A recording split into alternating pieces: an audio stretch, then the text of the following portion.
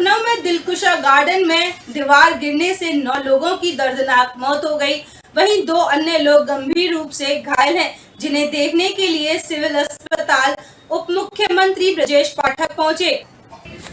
लखनऊ में दिलकुशा गार्डन में दीवार गिरने से 9 लोगों की मौत हो गई।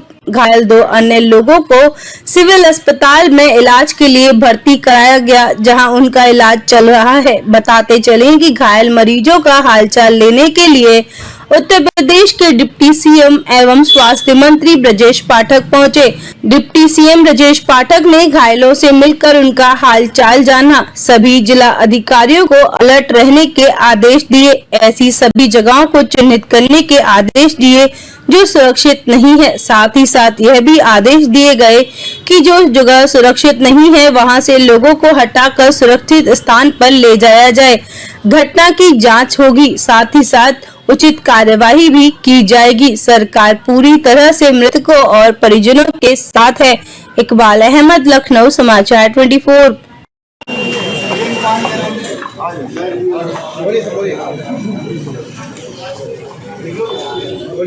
घटना बहुत ही दुखद है। जैसे ही हम लोगों को पता चला, सभी घायलों को यहाँ सिविल अस्पताल लाया गया और इनका इलाज अच्छा चल रहा है। अवनीश भाई आईटी ऊपर कर दियो। लाने के बाद पता चला कि उसमें से 3 दुखद मृत्यु हुई है। उनका आइडेंटिफिकेशन कर लिया गया है। आगे की जो विधिक कार्रवाई वो चल रही है। उनके परिवारजनों तक सूचना पहुँच गई है। पीड़ित परिवारों के साथ हमारी सरकार पूरी तरह से खड़ी है। माननीय मुख्यमंत्री जी ने आर्थिक सहायता की भी घोषणा की है। इस पूरे प्रकरण में ये लोग वहाँ कैसे पहुँचे, कैसे रह रहे थे और सुरक्षा के सभी जिलाधिकारियों को, पुलिस अधीक्षकों को अलर्ट मोड में रहने को कहा है। ऐसे सभी संभावित स्थल जहाँ पर बिल्डिंग कमज़ोर है, बरसात के कारण गिर सकती है या कहीं कोई ऐसे दीवार के सहारे लोग रह रहे हैं, उनको ग्रस्त करके ऐसे स्थानों को चिन्हित करें। ऐसे सभी व्यक्तियों को सुरक्षित स्थान पर ले जाएं और हमारे पास पर्याप्त स्थान हैं सभी लोगों को रहने के लिए और भोजन आदि की व्यवस्था करें।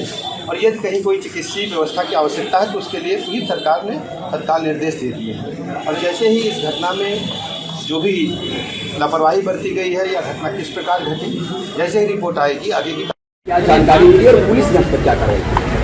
देखिए, घटना के बारे में लगभग 3:20 पर पुलिस को जानकारी मिली और जो एफएसओ और हमारे थानाध्यक्ष और लगभग 4 बजे के 5 मिनट तक मैं स्वयं भी वहाँ पहुँच गया था। उसका हमारे डीसीपी एसीपी भी आ गए थे।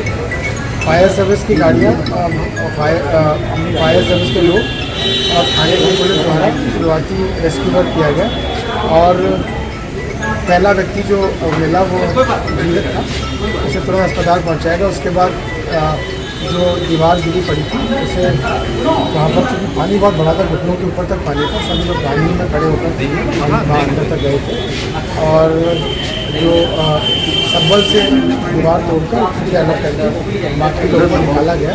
तो लगभग 4 बजे से लेकर और 7 बजे के बीच में सभी लोगों को जो वहाँ से निकाल लिया गया था। 9 व्यक्ति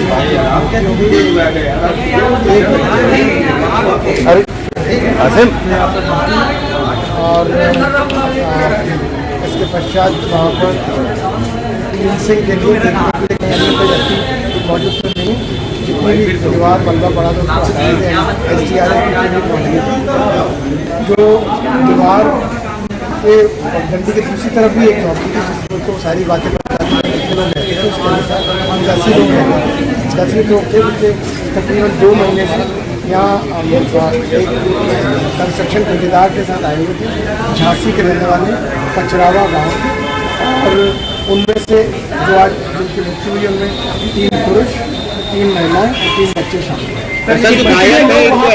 वहाँ गए थे तो साथ ये जानकारी मिलने के साथ एम्बुलेंस को जानकारी दे दी थी।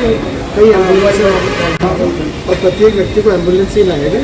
और जो जानकारी मिलने के पश्चात उन विपरीत परिस्थितियों में जब पानी घुटनों से ऊपर तक भरा हुआ था, सभी लोग पुलिसकर्मी, फायर सर्विस के कर्मी और बाद में जेसीबी लेकर नगर निगम के भी लोग आए थे।